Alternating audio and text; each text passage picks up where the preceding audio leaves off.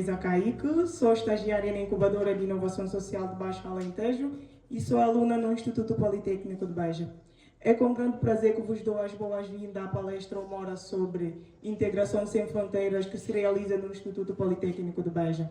Esta iniciativa surge no âmbito do meu estágio curricular na ISBA, que é a Incubadora de Inovação Social de Baixo Alentejo, com o objetivo de dar voz à integração acadêmica, social e emocional dos alunos imigrantes no IPBeja. Como moderadora e oradora desta palestra, estarei convosco ao longo desta sessão. Hoje temos conosco 4 convidados muito especiais, com diferente perspectiva e experiência sobre este tema que tanto nos toca. Permita-me apresentar os nossos convidados. Doutora Piedade Ramírez, coordenadora do Serviço de Ação Social do Instituto Politécnico de Beja. Doutora Helena Sardeca, licenciada em Psicologia Educacional, mestre em Educação Especial no domínio cognitivo-motor, com pós-graduação em Psicogerontologia com especialização avançada em Psicologia Clínica e da Saúde. E atualmente doutorada do programa de doutoramento em Ciências Sociais da Universidade de Pablo Olavide, em Sevilha. Já trabalhou com diversos públicos, desde crianças, jovens, adultos e idosos, em diferente contexto de atuação. Desde março de 2016 a dezembro de 2024, colaborou como docente assistente convidada no Instituto Politécnico de Beja e atualmente exerce função de psicologia no Gabinete de Apoio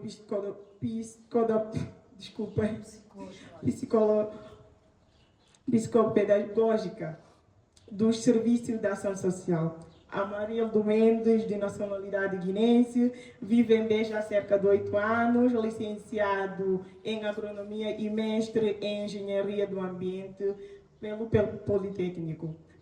Participou em programa de mobilidade acadêmica no Brasil. Atualmente é técnico dinamizador de projetos e atividades socioeducativas que promovem a sustentabilidade global, prestando serviços à Câmara Municipal de Beja no âmbito do projeto Cultivar Sustentabilidade Global, inserido no programa Beja Educa Mais Sucesso Educativo. E temos conosco também João Cascaleira, coordenador da ISBA e presidente de Nossa Senhora da Graça. Hoje vamos ter 2 rondas de perguntas individuais e, por fim, uma pergunta de reflexão em conjunta. Quero começar por agradecer a vossa presença nesta palestra. Para mim, não é apenas um evento, é um momento muito importante, porque estou aqui não só como moderadora, mas também como uma aluna imigrante, a partilhar a minha própria vivência. Quando eu cheguei no IPBeja, a minha experiência não foi fácil. Tudo era novo, o país, sistema de ensino, a forma de comunicar, até o ritmo das aulas. Senti-me perdida no início, mas havia algo em mim que nunca me faltava, a vontade de aprender, de perguntar. Nunca tive vergonhas de fazer as perguntas, quer aos professores, quer aos colegas, porque sabia que só assim podia avançar.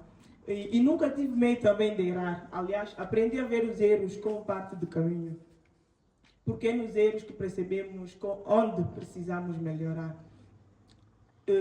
Aprendi que a imigração não é uma limitação também, é uma força quando temos a coragem de continuar, mesmo com obstáculos.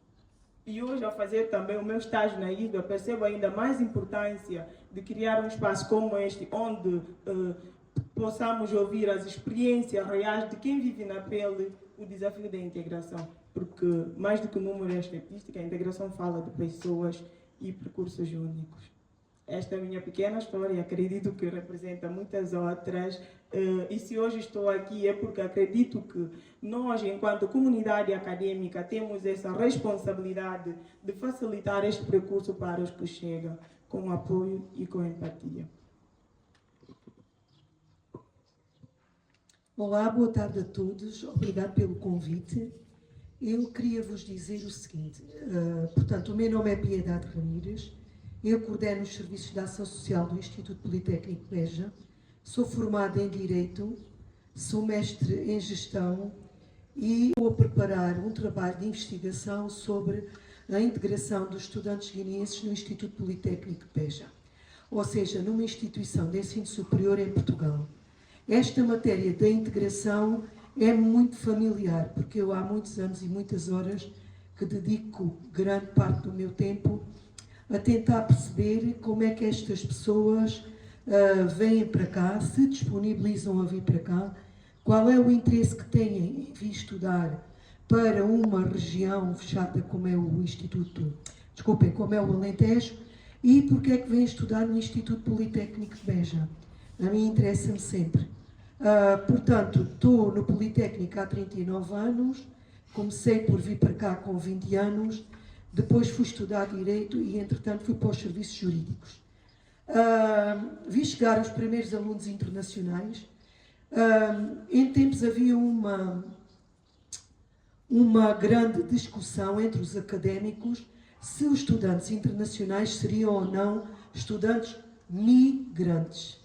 Não, nem emigrantes, não imigrantes. Se os estudantes migrantes seriam ou não migrantes. E há pessoas que defendem que sim, que são migrantes. E eu acho que sim, no termo da palavra mais simples do facto de ser esta palavra de migração, sim, eles são migrantes. Mas não é esse o objetivo. O imigrante, normalmente, é uma pessoa que vem à procura de uma vida melhor, quer trabalhar num país diferente, o que é diferente destes estudantes que vêm para cá. O que é que os estudantes vêm cá fazer? Vêm buscar competências que, à partida, deveriam levar para o seu país para que o país pudesse desenvolver-se. E aí sim eles poderem ter uma vida melhor nos seus países. Ok? Depois há questões que eu gostei muito e normalmente muitos colegas, muitos alunos convidam para vir falar um bocadinho sobre integração, sobre migração, sobre estudantes, sobre como é que nós recebemos os estudantes, o que é que nós alentejanos damos aos estudantes. E eu até não, pronto, por indisponibilidade, falta de tempo, às vezes até não acolho muito, nem vou muito falar sobre isso. Mas hoje, conhecendo bem aqui a minha Teresa Caí, que ela ainda por cima trabalha diretamente comigo, que ela é representante da residência feminina do Instituto e nós discutimos outras matérias e outras soluções e também para aquilo que ela faz, não podia dizer que não. Mas achei muito interessante o tema integração sem fronteiras. E se eu perguntar a vocês todos o que é que quer dizer sem fronteiras, se calhar toda a gente me vai dar uma definição diferente. E então eu, sabendo que era fronteiras, mas também conhecendo bem os estudantes e que vão a seguir correr para o chat GPT e perguntar o que é que quer dizer sem fronteiras, antes que o fizessem, filo eu. E então o chat GPT disse, o que é que quer dizer sem fronteiras? Teresa, sabes? Sim. O chat diz que há vários tipos de sem fronteiras. Pode ser no sentido literal, que é geográfico e político, e aqui o que é que nós falamos? Sem separação entre países ou sem controle de fronteiras. Depois, quando falamos em sentido figurado, falamos sem limites, fronteira quer dizer sem limites, sem restrições, que é aberta a todos. E depois também dizemos que a fronteira que é inclusiva, promove a união entre pessoas de diferentes origens. Mas quando nós aqui estamos todos, o que é que nós temos a tendência para pensar? São os brancos, são os pretos, são os vermelhos, são os azuis. Não. A fronteira pode ser até entre mim e aquele menino que é capaz de ser meu filho e que é de Aljustrel. Nós podemos criar aqui uma fronteira. E sem fronteiras nem é isso. É nós estarmos aqui a olhar de igual modo, só que ele tem uma determinada idade, vive numa determinada região, trabalha num determinado serviço e eu também. Então, estamos aqui numa de ser inclusivo e social. Depois, institucional. Muitas organizações utilizam Sem Fronteiras para indicar uma atuação global e solidária. Portanto, podemos olhar para esta integração Sem Fronteiras, o Sem Fronteiras, com estas 4 vertentes, tá? Depois eu perguntei a mim própria, será que eles sabem o que é integração? E aí a integração, eu não me queria alongar muito, porque há muitos autores, e eu aqui, quando vou dar a minha definição de integração, já é com base em vários autores, que se calhar também teria interesse se fosse académico, mas aí era uma seca para vocês, e estar a dizer o que é que cada um diz, o que é que cada um não diz. O que é que essencialmente importa dizer? O que é a integração? E então, Teresa, o que é para ti a integração? Remete esta. O que é que achas que é a integração? Depois já te digo o que é que dizem os autores e o que é o resultado da minha investigação. Para mim, a integração é sentir que pertence a um sítio que está valorizada e que aqui pode crescer, pelo menos. Mas não. Então eu vou-te dizer que o resultado da investigação do conceito de integração, e obviamente na literatura sociológica, porque nós estamos aqui no âmbito de uma incubadora social, significa, num plano micro, dizer como é que os autores, que somos todos nós, são incorporados no espaço social. E num plano macro, como é que estes se compatibilizam em diferentes sistemas sociais. Então, todos nós fazemos parte desse todo e todos nós constituímos um todo. Mas houve em 2022 um aluno daqui que fez um trabalho muito giro, também no âmbito da parte social, que era o Ivanildo, e ele na tese de mestrado pôs lá uma definição que eu partilho com ele e até a vou escrever no meu trabalho, que diz que a integração é um processo pelo qual diferentes indivíduos são inseridos num sistema no qual possam interagir de forma harmoniosa. Esse processo implica reunir e incluir a diversidade. E o que é a diversidade? Pode ser de sexo, de raça, de etnia, de cor, de nacionalidade, entre os outros aspectos. É um único espaço de convivência que promove uma interação saudável e livre de preconceitos. Ou xenofobia, para aqueles que são muito evoluídos, chamam-lhe isto xenofobia. E a gente fica livre disso. Está bem? Portanto, integrar trata-se de criar condições efetivas para os estudantes com diferentes origens possam conviver de maneira diferente, respeitosa e produtiva num ambiente educacional, com reconhecimento, valorização de formas distintas a produzir conhecimento. Mas vocês dizem assim, escute lá, mas eu tenho a minha identidade social, estou integrado. E eu digo, mas estás, até qual é a tua identidade social? E muita gente que anda por aqui não sabe o que é a identidade social. Então, há vários tipos de identidade. E a identidade, ela constrói-se a partir do nosso nascimento, num determinado país, e da sua afirmação dentro da nacionalidade correspondente. A identidade nacional é necessária ser oficialmente aceita no tecido social a que pertence. Então, a identidade social no contexto de integração, ela tem um sentimento de pertença, compreendem? A um determinado grupo. Trata-se de uma identidade que estabelece aquilo que compartilhamos com algumas pessoas e, ao mesmo tempo, nos diferencia dessas pessoas.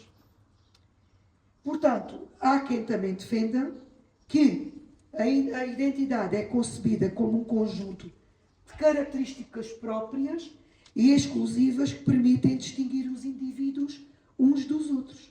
Isso é que é a nossa identidade. Mas depois ela pode também ser constituída socialmente, construída.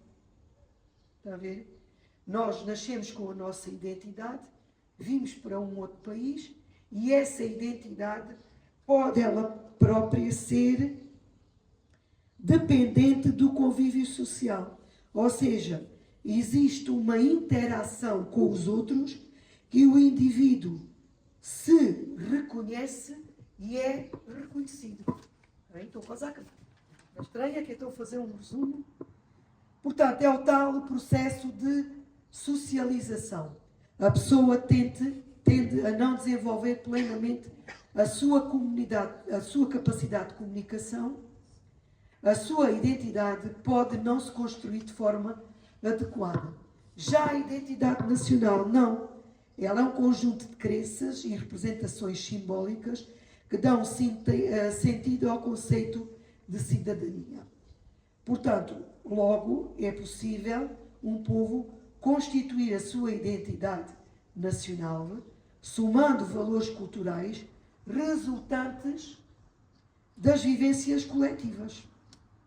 Depois, o Ivanildo, mais uma vez, fez uma construção, e sendo ele vosso colega, eu também achei que era interessante pô-lo aqui. Ele construiu também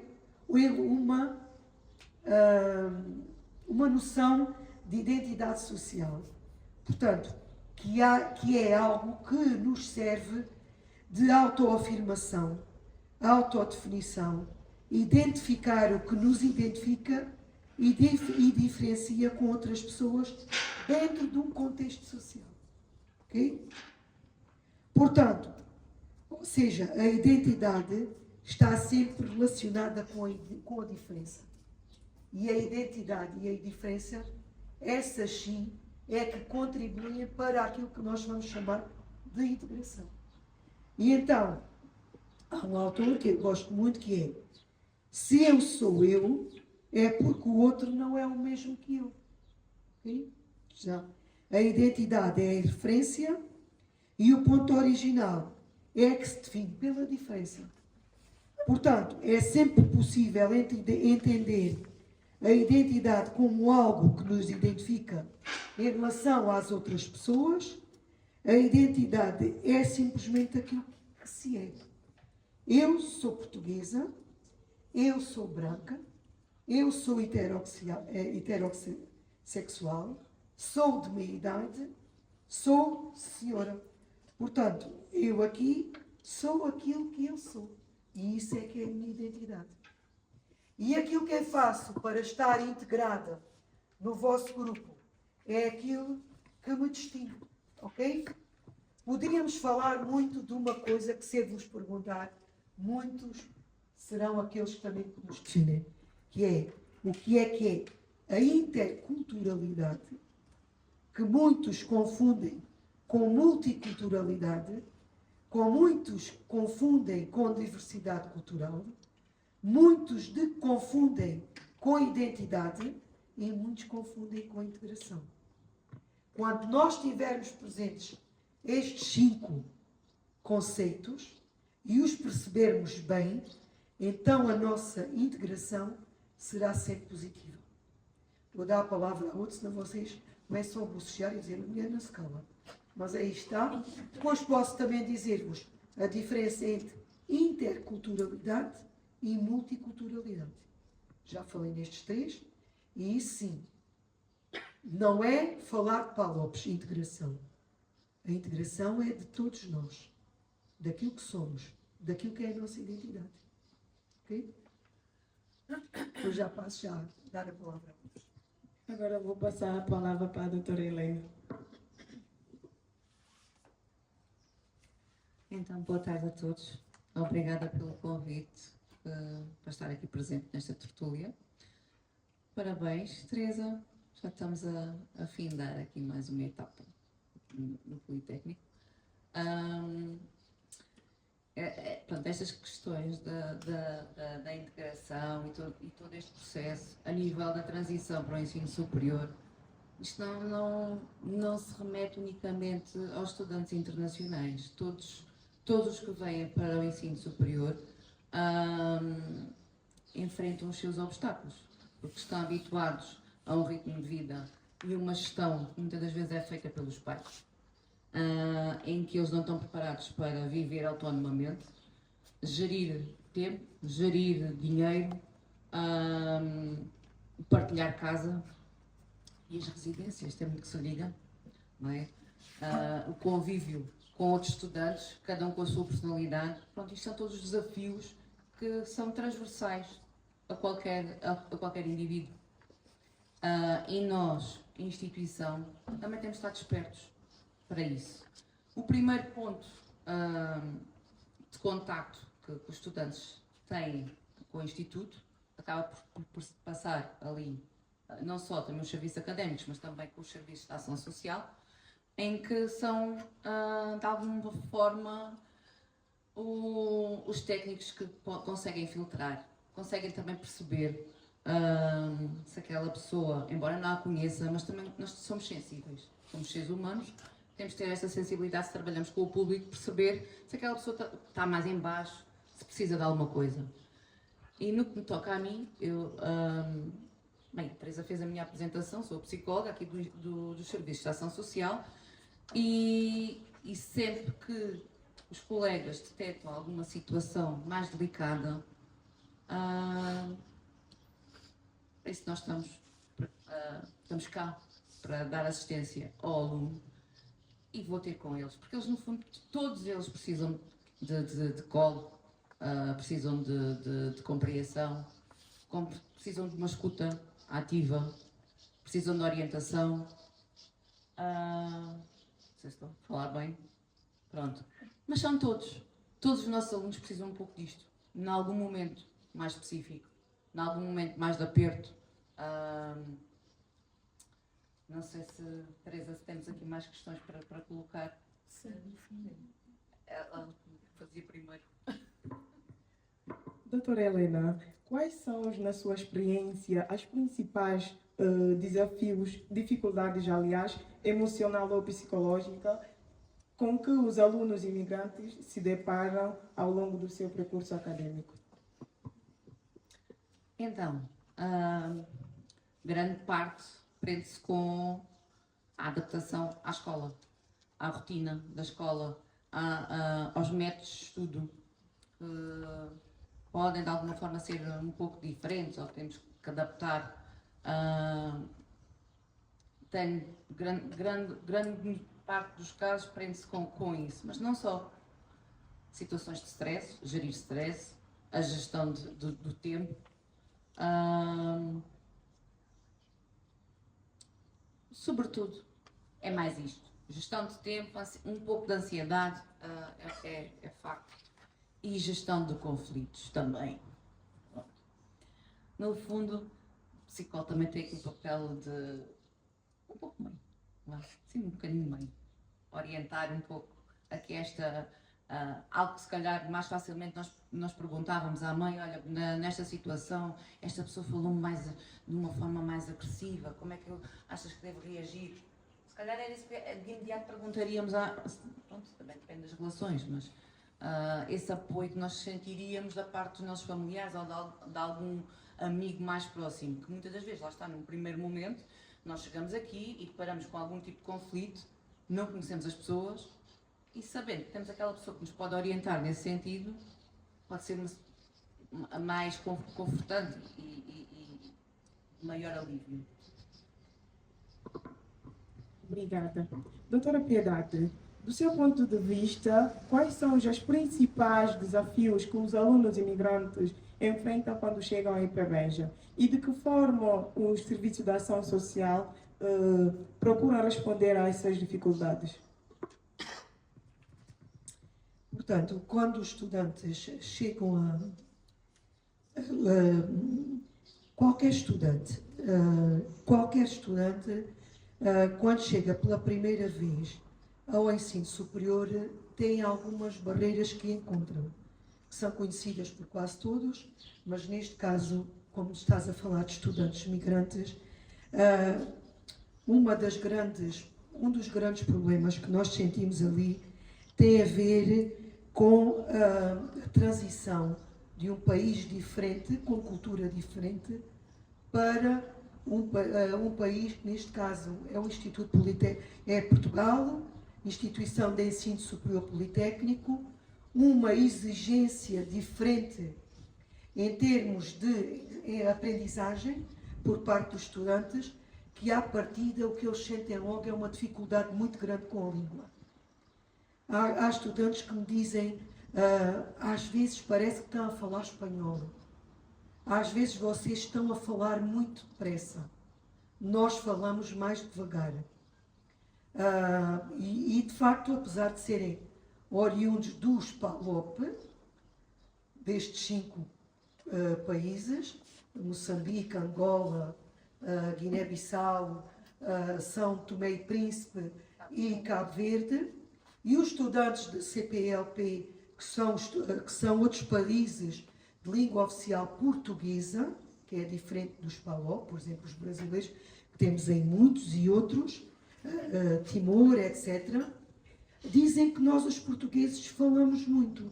Ora, apesar de ser a língua oficial o português, o que acontece é que nestes países dos PALOP, os alunos falam crioulo entre eles. Imagine só, na Guiné, têm no mínimo 21 etnias. Né, Amarildo? 21 para cima. Cada etnia fala na sua casa um crioulo. Depois chegam à Guiné-Bissau, têm o crioulo da cidade. E depois, vocês se tiverem a dizer mal, digam, intervenham. E depois, têm a língua oficial, que é o português. Portanto, o professor explica em crioulo aquilo que deveria ser o português. Estes miúdos, quando cá chegam, a dificuldade na língua é imensa. E eu penso que o sucesso académico se prende com isso. Portanto, a questão do português. E então, esta transição o nível de exigência, quando nós vimos do ensino secundário para o ensino superior, a leitura intensiva, os trabalhos de pesquisa, os exames mais complexos, etc. A falta de literacia até ao nível da informática, que eu às vezes até tenho que pedir ao Amarildo em tempos, Amarildo, dá lá aqui uma explicação aos teus colegas, como é que funciona o Moodle, e ele sabe que até há colegas que vêm que nem sequer sabem ligar o computador. Porque não têm estes recursos nos países de origem, ou se os têm, não é tão desenvolvido como é aqui. Então o estudante, quando vem pela primeira vez, ele sente-se um bocadinho, não é posto de parte, mas começa logo a mexer com ele. E isso o que é que faz? Cria medo, cria afastamento. E em vez de se integrar com todos os estudantes do grupo, procura pessoas que tenham os mesmos problemas. E quem são? São os da sua terra. E então os estudantes migrantes não se integram com outros colegas porque têm estas dificuldades. Têm que estar a perder tempo a aprender outras coisas. Para o português já é... Estão a perceber? E os miúdos sentem essas dificuldades de integração.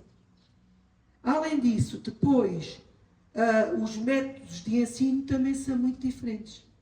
Às vezes os docentes dão ênfase a determinadas matérias para eles ou não estudaram aquelas matérias, ou então têm que perceber, têm que estar constantemente a tentar envolver-se naquelas matérias. E nem sequer sabem o que é que quer dizerem as palavras. E têm que estar constantemente a ir ao dicionário. Nós temos muitos sinónimos. O português é difícil. E eles às vezes perdem também ali muito tempo.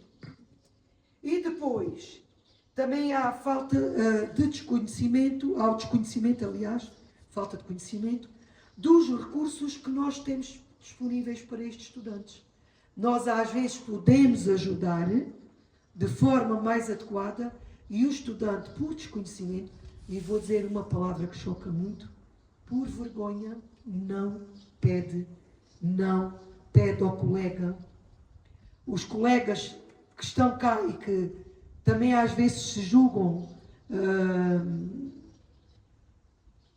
para não chocar. Superiores, entre aspas, não os querem nos grupos de trabalho. Às vezes querem os próprios avançar e nem incluem lá um colega migrante, porque têm muito mais trabalho, porque lhe deram uma tarefa e eles não desenvolveram. E não desenvolveram porquê? Por causa daquilo que eu vos dizia às vezes. O choque da realidade. A idealização que eles tinham para o ensino superior é diferente daquela que é a realidade mais exigente. Porque o professor, quando está a explicar para todos. E de forma... Alguns até podem ser iguais, mas há outros professores que dizem, não quer saber. Fala igual para todos. E eles que se desenrasquem. Pronto. Depois também tem a ver com o isolamento e a solidão, especialmente entre estudantes deslocados aos estrangeiros, que não têm uma rede de apoio próxima. Há aqui estudantes que, para eles, alguns têm família, mas têm família em Lisboa. E há outros que não têm família. E a família deles quem são? Quem são? Quem são os amigos? Às vezes nem são amigos, que eles logo não têm. São as pessoas que estão na primeira linha, com quem eles convivem inicialmente.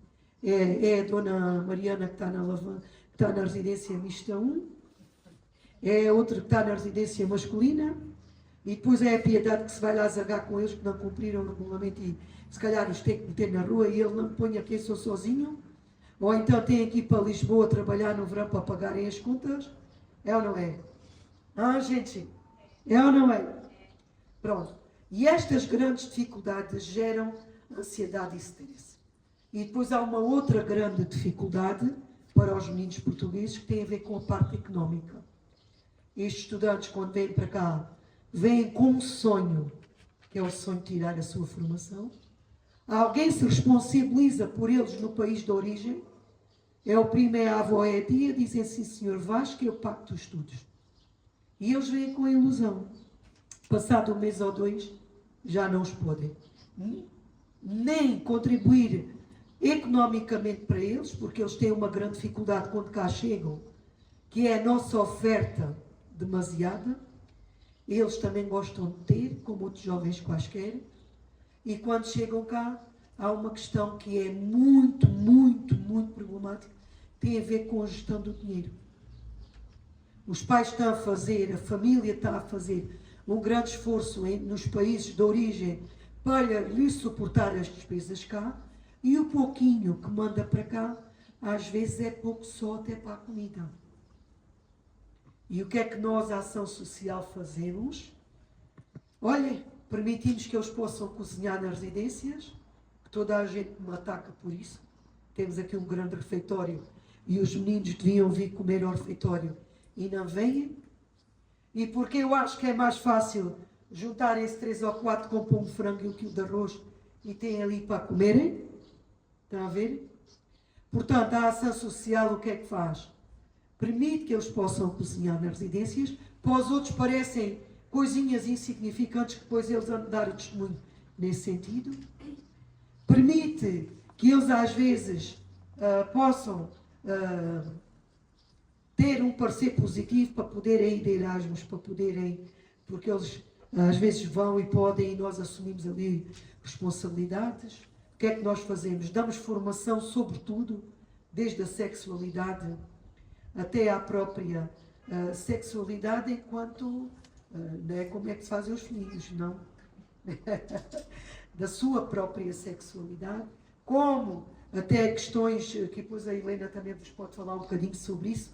Às vezes até falamos sobre higiene, como é que nós devemos gerir a nossa própria higiene, que ainda há países que dão muita importância à água, porque os banhos são importantes, uma coisa que para nós nem sonhamos nem pensamos. Nós fazemos isso. Nós até motivamos os estudantes por forma a que eles possam ir trabalhar, que no início, quando o Amarildo chegou, não, tu vieste para ser estudante, não podes trabalhar. Neste momento até motivamos para eles irem trabalhar, para poderem ganhar dinheiro para pagarem as propinas e o alojamento. Depois temos a parte negativa, e não falo só na parte positiva. A parte positiva é que a ação social para o ensino superior tem regras. o que é que a gente faz? São regras muito apertadas, porque o ensino superior não é obrigatório. E como não é obrigatório, estes estudantes têm que pagar propinas. E o estudante internacional tem uma propina muito elevada, que nem é menos de 1000 euros. Que já conseguimos, a nível de político, e até os próprios ministros conseguiram fazer uma coisa muito boa que há uns anos não se fazia, que é a possibilidade de todos os estudantes poderem pagar as propinas a prestações. E nós, a ação social, permitirmos que eles possam estar numa residência a preços que não são tão altos e por vezes nem tão competitivos, mas que no futuro eu estou muito preocupada. Nós vamos ter uma residência nova e uma residência nova implica mais despesas a nível de alojamento. E nós não temos forma a dar, podemos dar forma, como é que é dizer, temos poucas soluções. Então o que é que nós fazemos? Inventamos bolsas BUD, bolsas Trust, bolsas do futuro. Aqueles que, eu digo, vai-te lá inscrever, tenta arranjar trabalho para eles e eles sabem isso, nas férias. Tentamos fazer ali uma série de coisas que as pessoas às vezes me dizem, não faça caridade. Eu sei o que é caridade, e sei o que é ajudar um estudante. Mas o meu objetivo, e é para isso que nós existimos, é para que os serviços da ação social estejam abertos para o estudante, qualquer que seja a sua nacionalidade. Obviamente que os estudantes migrantes são aqueles que nos mais procuram. E os meninos brancos, quando chegam às residências, vêem lá os meninos de todas as cores, não querem integrar-se nem lá ficar. Ok? Obrigada. Amarildo, quais foram os maiores obstáculos que encontrou enquanto estudante imigrante no IPABEJA e como conseguiu ultrapassá-los? Boa tarde a todos. Dispenso a parte da apresentação que a Teresa já me apresentou. Antes de mais, começo a dar só um toque na palavra da doutora Piedade, quando falava das línguas da Guiné-Bissau, que nós temos mais de que 20 línguas étnicas, que são línguas nativas, e não os definimos como crioulo em si. Além dessas línguas é que temos depois o crioulo, que é uma língua nacional, que se fala para todos. Depois vem a língua oficial, que é o português. Pronto. E antes de responderem da sua pergunta, começo a dar a minha contribuição quanto à integração sem fronteiras. Dizer que integração sem fronteiras é participar e agregar valores. Ou seja, quando nós deslocamos da nossa zona de conforto para outra zona, temos que levar connosco os valores de lá. E quando chegamos lá, temos que transmitir, respeitando a cultura que nós encontramos, e depois fazer com que os outros nos conhecessem e aproveitarem dos nossos valores, quer a nível de competências, quer a nível cultural, ou a nível social, ou a nível humanitários. Pronto. E agora eu vou responder a sua pergunta para não me alongar tanto. Como estudante no IPABEJA, cheguei cá em 2017 e só de deslocar de um continente para outro é o primeiro obstáculo. Primeiro é o clima. Nós viajávamos durante o inverno e da viagem era um fato de treino, roupa leve. E assim que saímos do aeroporto, é o frio que batia e nós tremíamos muito, que nem imaginas. Então é o primeiro obstáculo. Depois, é a questão social, a convivência. Acho o povo português um pouco fechado em relação ao meu país, que é da Guiné-Bissau. Para falar com alguém, não é que está mal, mas é uma cultura. Lá está, eu tenho que respeitar a cultura que eu encontrei. E se, no meio de convivência, ou puder mudar alguma realidade, é participar, é fazer com que os amigos se sintam à vontade e movem e fazem adequar a realidade deles a viver de uma forma mais à vontade comigo. E daí, por um exemplo, na Guiné é muito comum passar à frente de alguém e cumprimentá-lo bom dia e ter só conversa. Aqui em Portugal é diferente, uma realidade diferente, porque só podes falar com alguém se conhecer. Se não conhecer, a pessoa fica assim apertado, mas conhece-me de algum lugar, já cria aquela barreira. Então é questão social. E a outra é a confiança. Porque eu, andando de um passeio, alguém vem do outro lado, é capaz de desviar do passeio, porque não me conhece e do facto de sou da África, de um país diferente. A outra realidade é a dificuldade financeira. É a dificuldade financeira e acho até que esta é eu classifico como o primordial de todos. Porque a nível de lá, os pais, como a doutora estava a explicar há bocado, os pais prometem, os pais encarregados ou os irmãos, prometem ajudar a nível financeiro, mas é questão só de deslocarem, só para saírem do país, para irem criar esse desafio, que é de estudar no mundo fora.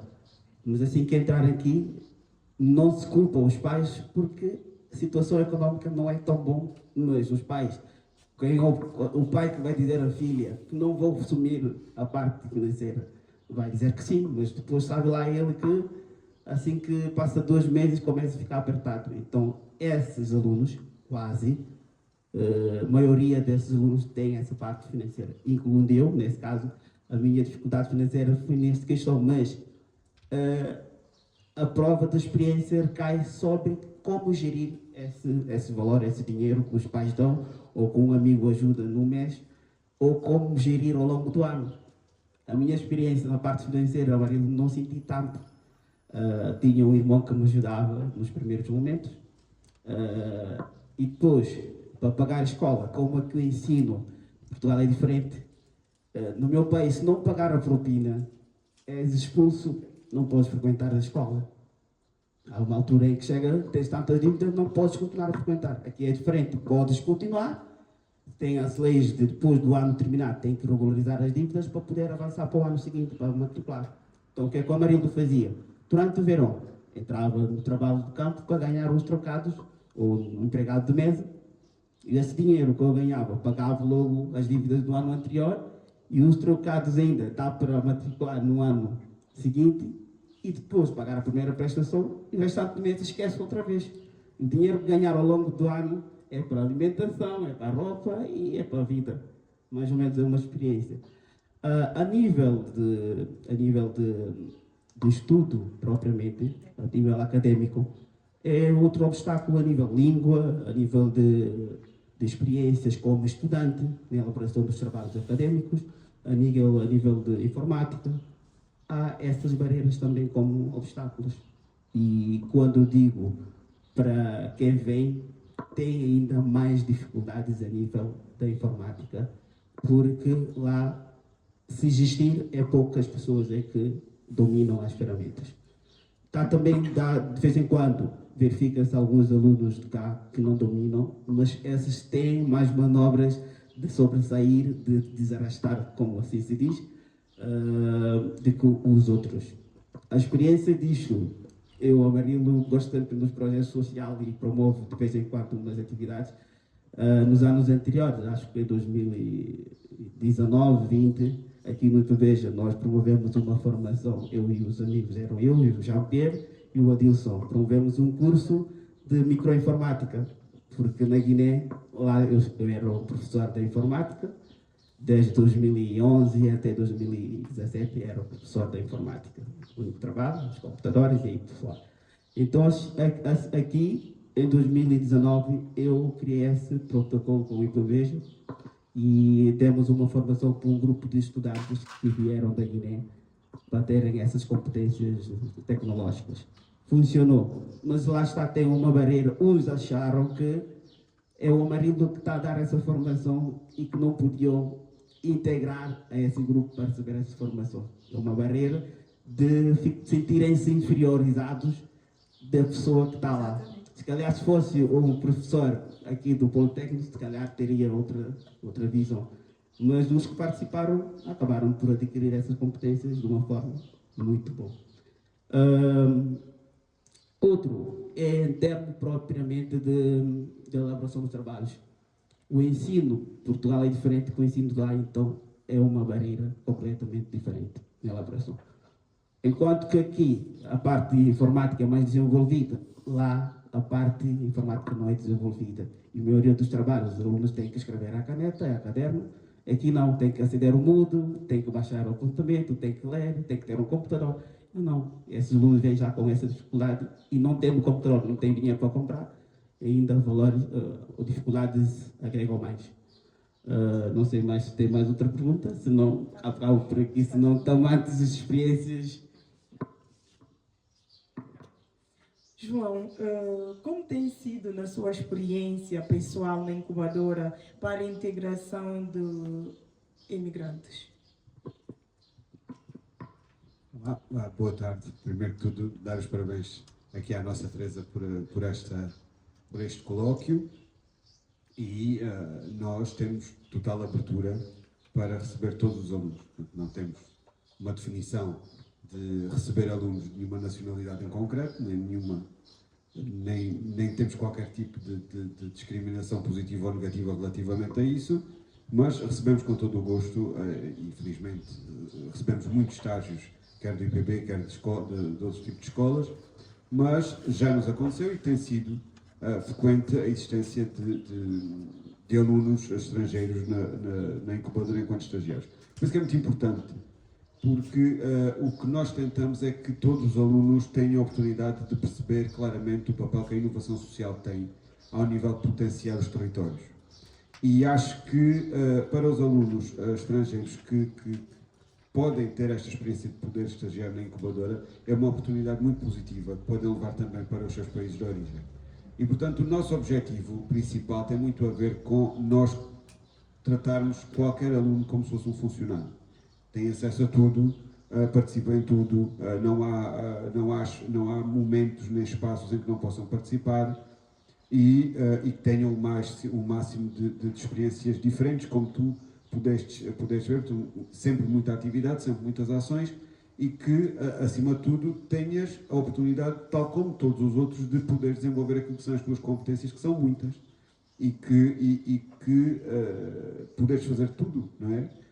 Fizeste conferências na Alvibeja, preparaste colóquios, preparaste atividades, fizeste muitas coisas que foram importantes, que te deram uma mais-valia para a tua vida. E, portanto, eu penso que a integração não tem muito a ver também aqui com a nacionalidade, tem a ver com o facto de cada um, não é? Porque tens ali a Tatiana, que também tem as suas dificuldades, também tem aquilo que leva a que a sua integração também tenha que ser feita, que também tínhamos que nos preocupar com isso. Portanto, eu, pessoalmente, como não tenho qualquer tipo de transtorno ao nível desse tipo de questões, eu vejo pessoas, vejo competências, que eu acho que é isso que era importante, é nós vemos competências. E felizmente tenho deparado com pessoas muito competentes. Tu és uma pessoa extremamente competente e aquilo que tens feito, e basta vermos aquilo que tu ao princípio fizeste, aquilo que disseste, és uma pessoa extremamente inteligente e competente. Tenho a sorte também de trabalhar com o Amarildo, que é algo extraordinário no trabalho que faz, é realmente positivo. Também já trabalhei com ele, que é a única pessoa com quem não trabalhei foi aqui com esta amiga. Mas é sempre um gosto, que tenhamos a oportunidade de poder ter aqui uma visão diferenciadora. Também já tivemos alunos do IPB, alunos da comunidade da Guiné, que logo nos princípios da incubadora foram lá com projetos para apresentar e sempre projetos na área da educação. Portanto, também trabalhámos muito com vários alunos daqui que criam e que tiveram várias ideias ao nível da educação e com consistência e com capacidade para os fazer. Portanto, porque esta questão da integração, mais do que tudo, nós temos que definir políticas que levem à normalização, não é? E que levem a que aquilo que vocês sentem como dificuldade seja também aquilo que nos leva a fazer transformação e mudança, não é? Porque não é correto, não é justo, e é nisto que nós temos que nos basear enquanto sociedade, que haja discriminação, seja de que nível for. E um aluno, se vem para Portugal, tem que ter as mesmas condições à partida para que possa ter sucesso. E isso é muito importante, porque as pessoas só podem ter sucesso se nós tivermos a disponibilidade de dar as mesmas armas e as mesmas capacidades, de dar exatamente o mesmo nível de exigência que damos aos outros. E, portanto, nesse nível nesse caso, eu penso que o nosso papel com os estagiários é tratá-los exatamente a todos por igual. E a nível escolar, eu penso que temos que ter uma ação e um trabalho forte, e também me disponibilizo a trabalhar aqui com a Piedade, no sentido de definirmos linhas de trabalho e projetos que possam levar exatamente a ultrapassarmos estas dificuldades, principalmente a questão financeira, a questão linguística e a dificuldade e que se percebe claramente, e aqui com a Guiné percebemos muito isso, a questão da dificuldade ao nível da integração, depois e mesmo na questão pedagógica, sim, e da preparação do aluno, e portanto temos que ter aqui algumas linhas que podemos trabalhar, obviamente, e que com o IPBEJA também temos aqui uma parceria positiva que nos leva a criar aqui, através da inovação social, projetos novos nesse sentido. Obrigada, João. Doutora Piedade, pode partilhar conosco algumas das estratégias ou boas práticas que os serviços de ação social têm implementado para promover a integração acadêmica, social e cultural destes estudantes? A nível cultural, em tempos, nós criámos ali a Casa da Lusofonia para que os estudantes estrangeiros, como diz aqui, prefiro chamar estudantes internacionais, pudessem reunir ali e até desenvolverem culturalmente algumas coisas que quisessem. Mas depois, nos últimos tempos, verificámos que esses estudantes não vinham tanto, não procuraram tanto. Porquê? E eu acho que foi isso. Eles, como já tinham colegas anteriormente que se foram integrando noutras associações, foram conhecendo esses grupos, esses próprios colegas levaram esses colegas para outro grupo. E, ou seja, a integração deixou de ser não tão a nível do Instituto Politécnico de Beja, mas até a nível da cidade. Portanto, hoje em dia é por isso que vocês conhecem o Amarildo, porque ele, entretanto, fez parte, ele quando chegou cá também não vos conhecia. Ele, possivelmente, por conhecer muita gente, levará outros amigos, tu terás outros amigos cá, outras pessoas que também, e nós temos conhecimento disso, têm diversos cultos, diversas religiões, que procuram buscar pessoas que se identificam mais, e as pessoas acabam por integrar esse grupo. Penso que fizemos também a nível nacional, que penso que foi uma boa prática, foi que criaram o alojamento estudantil já. O alojamento estudantil já foi criado por o governo, que acabou por ser o mesmo que está em vigor, que nós conseguimos um protocolo com as pousadas da juventude e conseguimos enviar para lá alguns estudantes que tinham dificuldade no pagamento do alojamento, mandámos-los para lá e neste momento nós temos lá 23 estudantes que desde janeiro até julho não vão pagar um tostão, sendo o governo português que irá pagar portanto, esse valor, e com base também na dificuldade que nós teríamos em alojar as pessoas, porque as nossas residências estão um pouco obsoletas, estão velhotas, estão estragadas pelo tempo e por muita gente que tem passado por lá. Daí a necessidade de nós termos uma residência nova e estarmos a criar condições para que os estudantes possam estar lá. Depois penso que a nível do psicopedagógico nós também fazemos parte, e a Helena, se quiser, pode até explicar mais. Nós fazemos, enquanto ação social, também integramos através da Helena o grupo do Campus Saudável, ou seja, do Elci Campus, que a nível de saúde mental, para apoiar estes estudantes que também têm mais falta de apoio, e aliás também temos uma psiquiatra. Também temos uma coisa que colaboramos, que eu penso que é um ponto positivo, que é o bike. Os alunos podem, e às vezes partilhamos com eles a possibilidade de andarem de bicicleta, e continuamos a fazer aquilo que é a criação de bolsas para aqueles estudantes que não as ganharam poderem integrar-se. Ok? É isso. Essencialmente é isso. Obrigada. Doutora Helena, de que forma o apoio psicológico pode contribuir para uma integração mais saudável e equilibrada, tanto a nível pessoal como acadêmico? Então, o apoio psicopedagógico pretende ser o suporte a nível emocional, social e académico. Isto através do quê? Através do acompanhamento psicológico individualizado ao estudante, de acordo com as suas necessidades e características, através da promoção de competências socioemocionais, através de ações de sensibilização, quer a nível de comportamentos de risco, quer a nível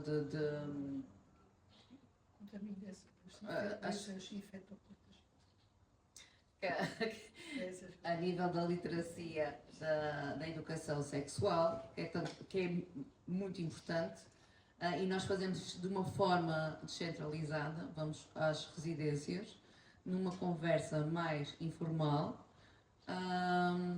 Fazemos também os rastreios das infecções sexualmente transmissíveis, e uma outra forma de integrarmos todos os alunos que cá nos chegam é através da implementação de um programa de mentorias que de alguma forma irá combater aqui o abandono, situações de possível abandono escolar, e pode ser aqui um suporte para os nossos estudantes, e lá está, e também um possível encaminhamento para os devidos serviços. Sim. Este programa da mentoria parece mesmo muito importante, mas sabem qual é a maior dificuldade que nós temos tido ao longo destes anos? É encontrar pessoas que se voluntariem ou que queiram ser mentores de outros que precisam dessas ajudas. Nós também temos no Politécnico grupos, aliás, o grupo de voluntariado, e cada vez menos os jovens, as pessoas, se querem comprometer, sejam de que nacionalidade sejam. E o facto de ser voluntário ou ser mentor poderá ser um bom caminho para nós sermos e darmos um bocadinho daquilo que nós somos aos outros. Quando disse aí, podemos fazer coisas muito giras, podemos ser isto, podemos ser aquilo, sim, nós queremos. Mas hoje os jovens não se querem comprometer. Hoje os jovens não querem fazer coisas pro bonos. Não querem fazer coisas voluntárias. E o que fazem é muito pouco. Mesmo nós temos a possibilidade de pôr como suplemento ao diploma, fazer acreditações, acreditar lá a sua parte daquilo que são, ninguém quer fazer. É uma das grandes dificuldades. Se não tiverem nada em troca, é muito complicado. Obrigada, doutora Piedade. Agora, o Amanildo, que conselhos daria hoje aos novos estudantes internacionais que estão a iniciar a sua integração na instituição e na comunidade de Beja? Esta pergunta é interessante e não sei se seria um minuto. O conselho é para os alunos serem mais humildes, agregarem mais valores. Quando eu digo de agregar valores, é dar e receber, é integrar e deixar também de ser integrados.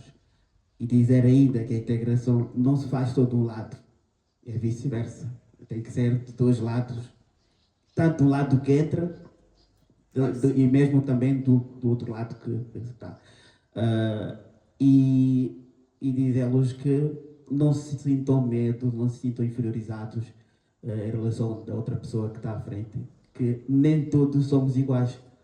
Um pode saber outra coisa e outro não sabe outra.